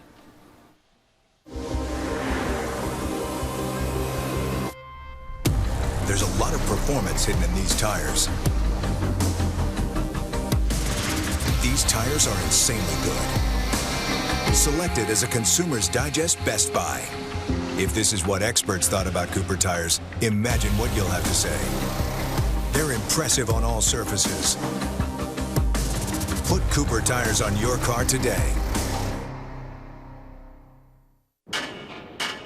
What would happen if a side-by-side had more power than it ever needed, a smoother ride than ever expected, and as much storage and customization as a pickup truck? Where would you take a side-by-side like that? Where would it take you? Step behind the wheel of the new Bad Boy Stampede 900 4x4 with 80 horsepower. See what would happen if you had more power than you knew what to do with.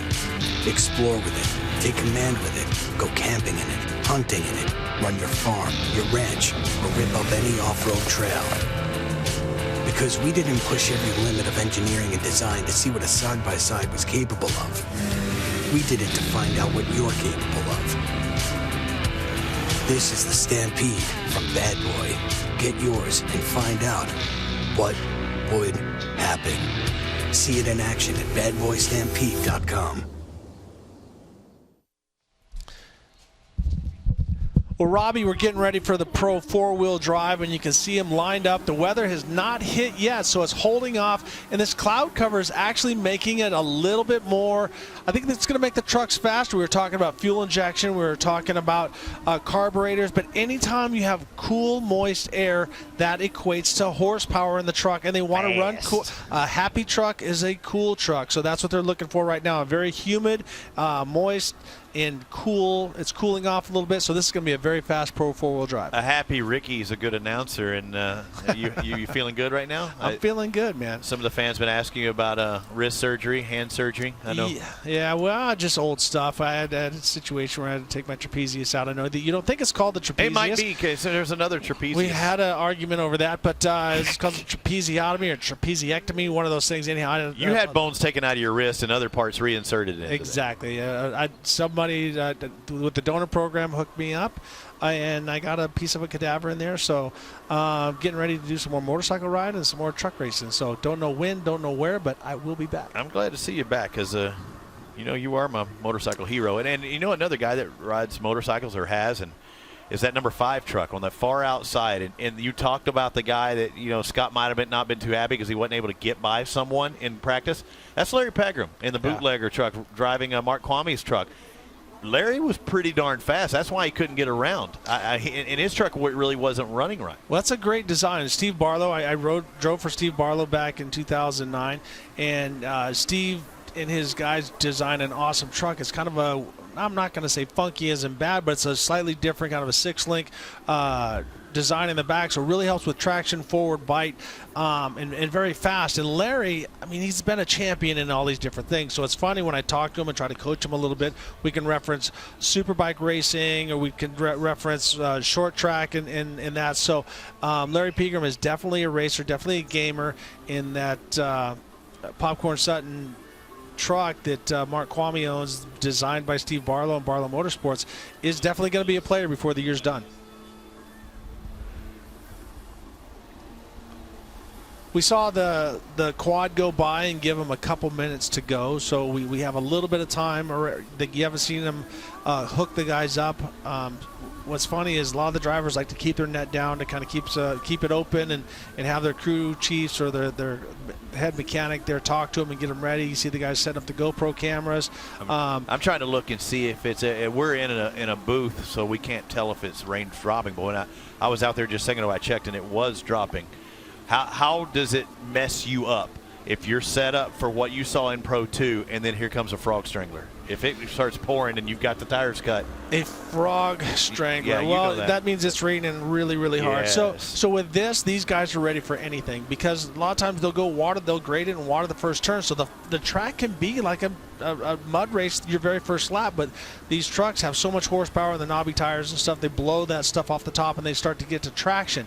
So if it starts to get bad, your biggest thing is hanging on to your vision. Try not to fog up your lens. True that. And also not blowing through all of your tear-offs or your roll-offs. You just got to be patient. And so what I did when I was racing, I would wipe for a while, meaning that I would try to wipe the mud off, but sometimes it gets so heavy and so thick that that you have to pull a tear off. So guys, I would run up to 30 sometimes, and sometimes I would be empty at the end of it, because you go through maybe 3 to 4 a lap. Have they gotten as good as the goggles have as far as car visors? I think actually a little bit better. What they run is a tear-off system where you put it on and then you tighten the clamp so no rain gets underneath there. Spreads it out, right? So it gets it nice and tight, so if you get roosted, you don't get the roost up underneath or behind. And the tear-offs have gotten so much thinner than back in the day. Well, they also glue them together so that you don't get that haze. Remember back in the 80s and stuff like that, when you had to put on individual tear-offs and you get that haze and glare in between them. Now they glue them in stacks of 10, so you just basically pop 3 stacks in, and that's the only separation is between those two, between the second and third stack. Again, thank you everyone watching on TORCseries.com. We're down to our final race of the day. We are making a television show, so you'll notice we take certain pauses and we may repeat what we said just a moment before.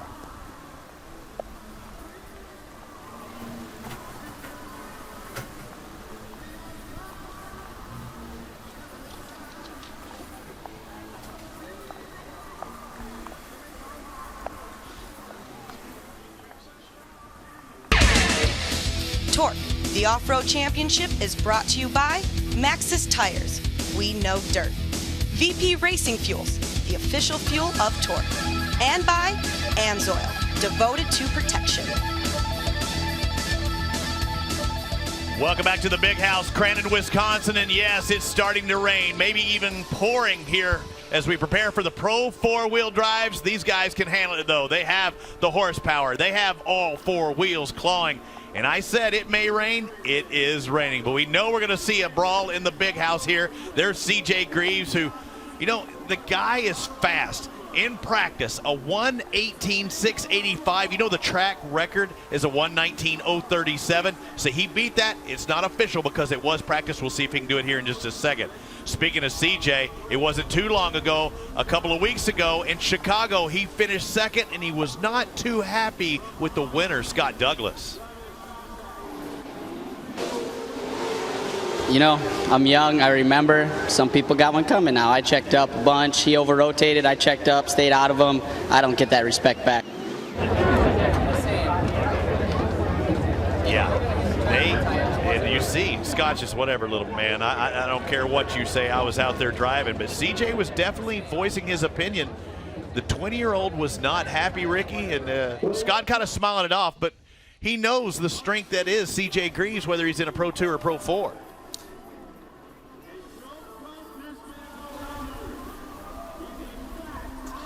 Well, you got Scott Douglas, who he's one of those guys that if you hit him once, he's going to hit you twice. If you hit him with 5 pounds, he's going to hit you with 10 pounds. And CJ is a young, aggressive driver. He's working his way up through the field, and he's the defending champion. So you have the clash of the Titans there. One guy with the #1 plate, and the other guy that's had it in the past and wants it again. So right now you can see the rain is coming down. You see the drivers are, they're not getting rain on their shields yet, but as soon as they move forward, that's going to play a huge factor because you have to wipe the rain off, and also any little dirt will be sticking to the shield. This is just the man up above watering the track for us here at Crandon. The Big House Brawl, the first day of 2 in this massive event. There's Cowboy. He's been doing that for, I don't know, we've been doing it for 46 years. He's been doing it for 47. That guy, he has never fallen. Evidently, that is the word crossing in front of those trucks. When you see him go by, it just puts you in the mode, and you get your shield down, you clear everything out. Looking on the far left, we got Ross Hook on the inside. He's in the preferred spot for the whole shot, but CJ Greaves is that truck, that orange and black truck, just 2 away. So CJ and Chad Hort, very strong positions. A good launch by CJ, who hits the first roller. It looks like the inside might be doing better. You see Johnny Nelson. Oh, somebody's banging. Is that Chad Hort? Johnny Greaves with a great start from the outside. Kim Brasho coming out, getting in front of Mike Jenkins, holding him up a little bit, but great hole shot by Kim Brasho. And listen to that, way up there on the cushion, digging in, clawing with all 4 wheels. Brasho, the 2008 winner here at Crandon in second. Boy, if he could get on that podium again, it's been a long time. And this is not a gimme. This is not like he just inherited that. He had to race his way down to that first turn. That truck is somewhat 20-some years old, and it's still competitive because it's a very, very strong, a little bit heavier than the newer trucks, but still a very, very fast Pro 4-wheel drive. He's hooked up like a tow truck. You see Johnny Greaves. I saw him in practice. That guy didn't put a wheel wrong. I mean, the second he took off from the starting line, he was on point. CJ might have had the quickest lap in practice, but that dude, he was doing what he wanted to do with that truck. What surprised me this morning is CJ did not run practice, and now we see him. He's back quite a ways. In fact, we don't even see him in the background. There we have Brasho, then we have Jenkins, and then we have Scott Douglas, and then behind him is Ross Hook, bringing up, rounding out the top 5. Where is CJ Greaves? He's way, way, way back there. But Mike Jenkins, he is looking strong again. That truck has came alive the past few rounds. He had a power steering issue in Texas, but he's not closing in on Brasho. But number 8, Ken, White Lightning Brasho. I gotta love it, man. Back in the 80s and stuff, everybody had a nickname. I think some guy had Bad Boy or 2 Hit back in the day. I thought you were Grease Lightning and he was White Lightning. But White Lightning in the number 8 Pro 4-wheel drive truck doing a great job. It's awesome to see guys come back out here and mix it up. So it's not a gimme. Kim Brasho is running the wheels off of that truck.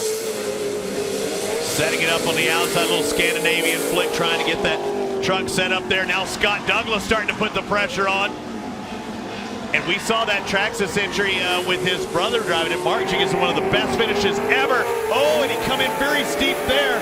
The closest finish in TORC history was Mark Jenkins' victory over Johnny Greaves, and Scott Douglas was in that mix as well just a couple of years ago. Well, Mike just seems to get close and then take a shot. This is gonna, as fast as these trucks are and as good as the traction is out there, you're gonna have to set your pass up. Probably plan for the gravel pit at this point. It's a half a track away, but you're gonna have to plan for that move. As we look at this, if we look at the times, Johnny Greaves is blistering fast at a 121.6, and Kim Brasho with a 123. Everybody in the 123, and then Hort, who was way in the back, the 122. But right now the story is Kim White Lightning Brasho. White Lightning is on it. That back end squatted down there planning. He's got a lot of traction. He's throwing a ton of roost. And Mike Jenkins, you can almost hear him in the truck. That is hard pelting dirt coming at you at 70, 80 miles an hour. Now we see Jenkins go looking to the outside. He gets into the roost a little bit. Brasho pushing a little bit. Jenkins looking down the inside. Look for something to happen up here. Oh! And it's Larry Pegram over on his hood. new to the Pro 4s. He had one race last year, but new for 2016. He just found out like a week or so ago that he was going to be driving Mark Kwame's truck. He's on his lid. They're trying to pull him out. He can still maybe pick it up and go and start the second half. And now Scott Douglas has made his way around Jenkins. Made his way around Jenkins, and now he climbs over the top of Brasho. Looks like it ripped the radiator cap off of Brasho. That's what that steam is coming out. So when he got on top of there, the clock is ticking. That Brasho truck is easy to have to pull over. He'll blow that thing up. And this was another situation where I don't think Douglas was trying. Oh, and we got a problem with Douglas as well. So that contact definitely hurt both trucks. Douglas is going to that outside. He doesn't look under full power now. Mike Jenkins pulling away just a little bit. Brasho, man, I want to see that again in the Pro 4-wheel drive there between Douglas and Brasho. And Douglas, yeah, I think he's just pulling out of that racing line as Ross Hook goes by. And Ross Hook breaking into the top three and running really, really strong. That's an old Johnny Greaves truck, and Ross is going faster and faster.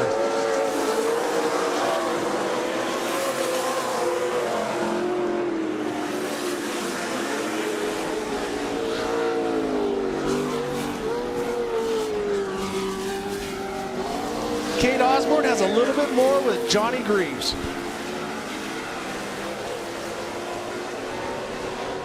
Looking at trucks pulling off on the outside, man. Right now, Johnny Greaves is just oblivious to everything going on behind him unless somebody says something to him in his ear. Kate, what do you have on Johnny? Talking about how the fact a manual truck may be better here at Crandon as there's more gear selection. However, he did say once it gets slick, an automatic may be better, which is what Mike Jenkins and Scott Douglas is running. However, right now, Johnny seems to be working pretty well with that manual. Well, Johnny can run pretty much anything at this point. I mean, he's run automatics, he's run manuals. He loves it because he came from such a strong pro-life background back when they had the 4 cylinders and they ran manual transmissions, and so he likes it. He ran motocross, he's raced supercross, so it's more fun to drive, to be honest with you. But Johnny Greaves has it hooked up. It doesn't matter if it's slick.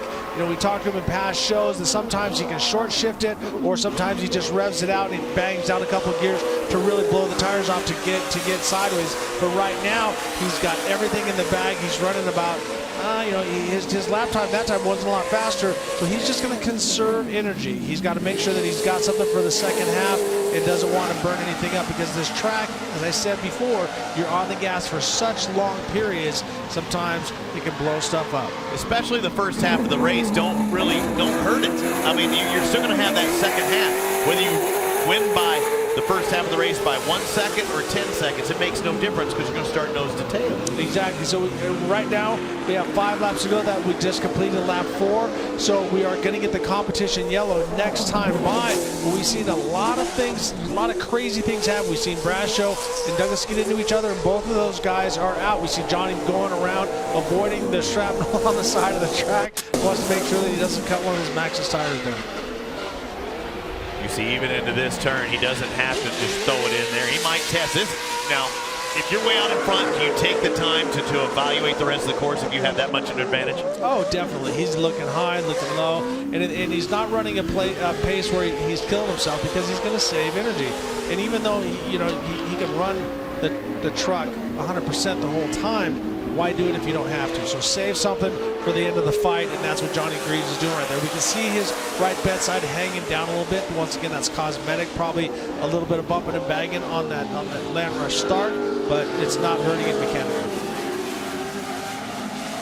One more time, just keeping it pinned around the turn, and it's just like I saw in practice, whether it's the gravel pit, the hairpin, the finish line, whatever, and where he points that truck, that Toyota Maxxis tire entry, he is just driving away from everyone. And there's the competition caution here in Pro 4-wheel drive. Let's take a look at what happened behind Johnny. That battle for second and third between Kent Brasho and Scott Douglas. If my mind serves me correct, somebody wasn't letting off the throttle when they were hooked up. Let's take a look at who it might be. Brasho gets a little bit loose, and Brasho's coming back around, and then they're up on top of him, and then that rips the radiator cap off the top. And we see one more look. There's a really hard hit on the left, and then you see Douglas go over and around, and then the next thing you see, so all of a sudden he struggles a little bit, and then he pulls off. So a lot of things happening in the first half of the Pro 4-wheel drive. We still have the second half remaining right after this. Don't go anywhere for TORC, the Off-Road Championship, presented by AMSOIL.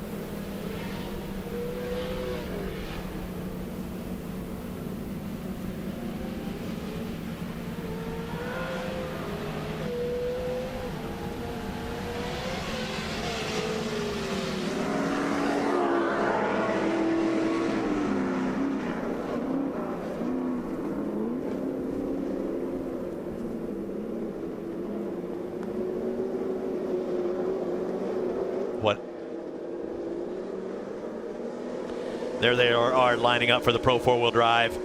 Back half, the last 4 laps of this Pro 4-wheel drive race. Johnny Greaves, Mike Jenkins, CJ Greaves now up into 3rd. Chad Horde, Ross Hook still in the top 5. You're right, Ross Hook has looked faster here at Crandon.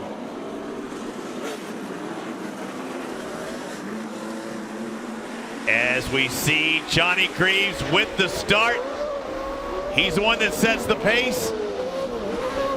Mike Jenkins in 2nd. He takes a little bit lower line, and CJ follows suit. But Jenkins goes to the inside, does a little bicycle. Now look for some action down in there. Jenkins looking to the inside to protect that line and watch CJ try to run right around the outside. Does a slip job underneath, goes outside in, and he pulls himself into 2nd place. So now we got father and son, 1st and 2nd, Johnny and CJ Greaves. Let's go down to Kate Osborne. Quick note on CJ Greaves, the guy who's battled his way back up to the front here.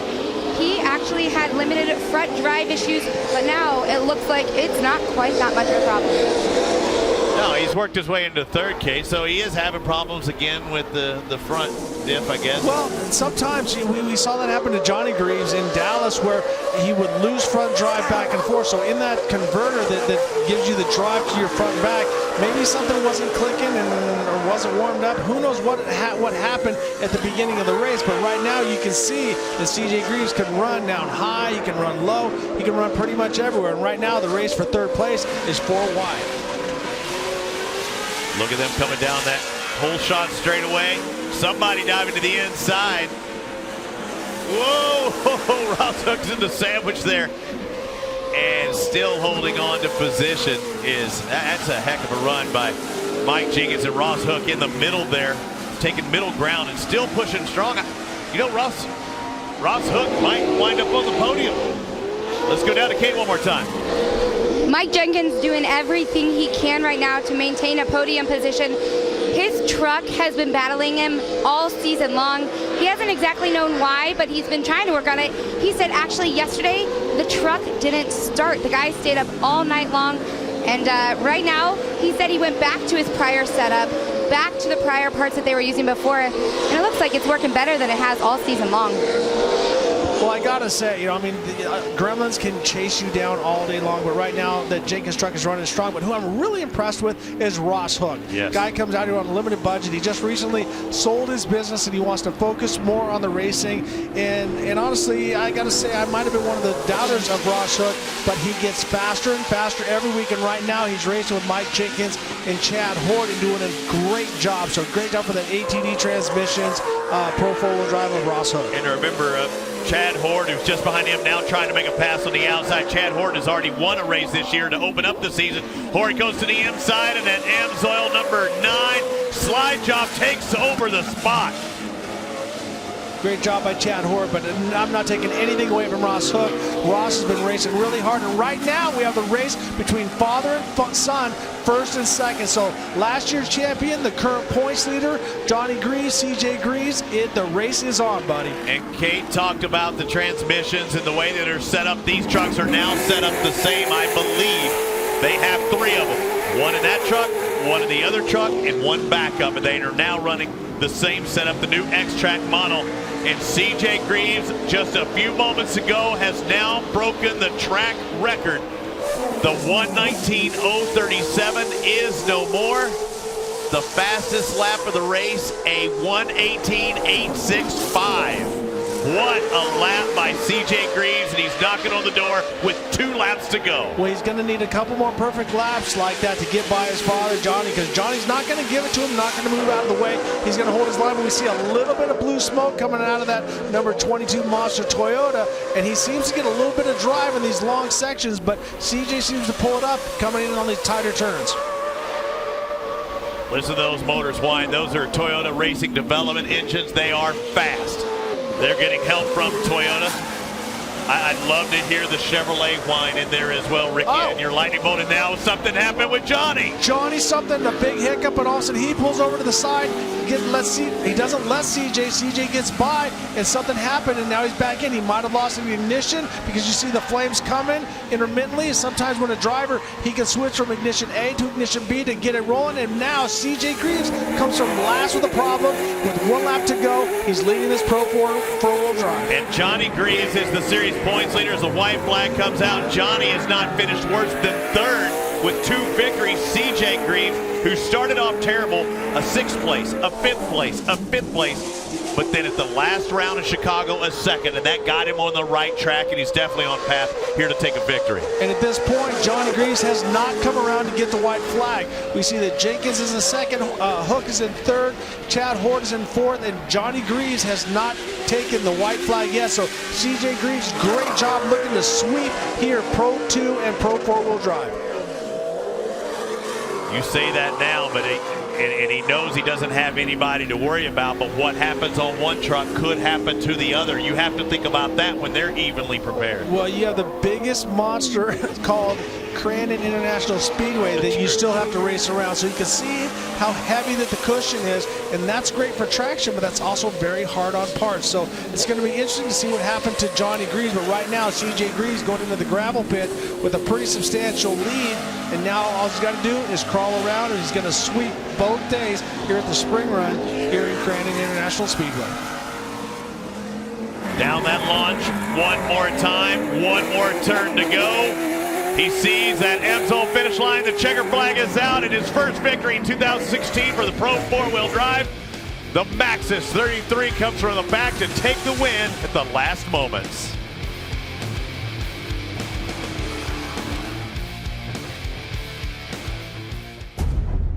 When it comes to guarding your engine, Amsoil offers the next level performance enthusiasts demand. Amsoil provides 75% more engine protection against horsepower loss and wear than required by a leading industry standard, extending the life of pistons and cams. Give the vehicle you love the above and beyond protection it deserves. Amsoil, devoted to protection. Everyone has their daily routines. Some of us thrive on adventure, the thrill, even just a little family time. We live for the weekend. Whatever your passion, Kenda Tires is there for you. Kenda Tires, designed for your journey.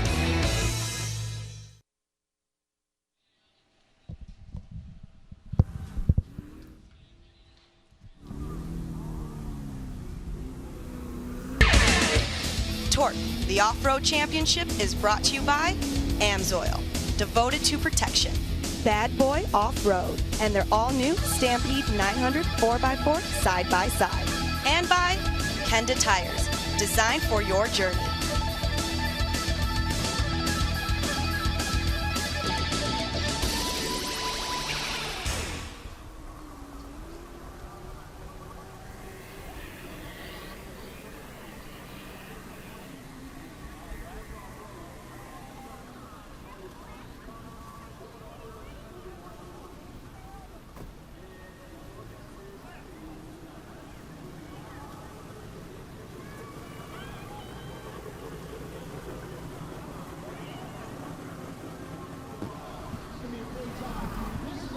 Okay, yep, ready. I don't know if you got it. Yep.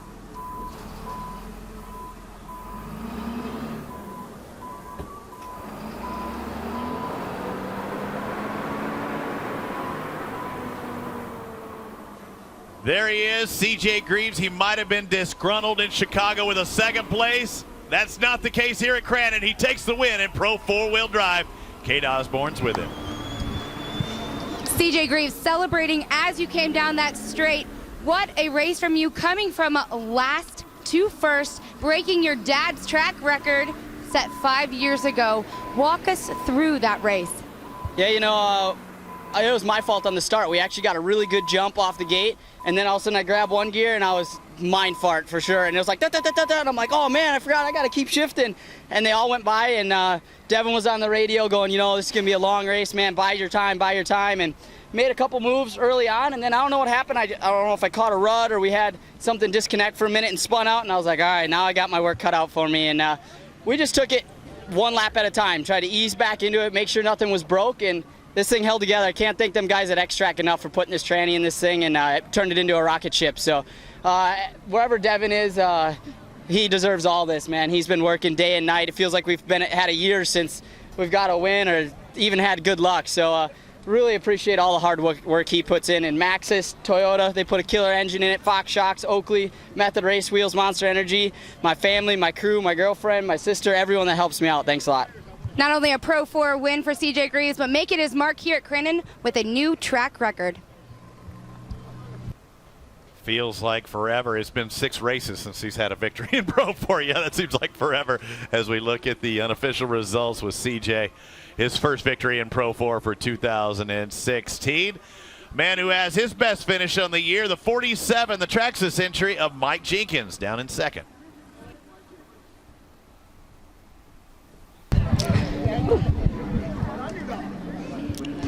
Here with Mike Jenkins, second place here. This is a big victory for you in and of itself with this truck. You've been working out the gremlins all season long, and you finally figured it out here to have a good run. What really was working for you, and what's been the problem? Well, Goodwin stayed up on our engine last night with our crew. They were up until 5:30 this morning, and we kind of just went back to the last setup that we had.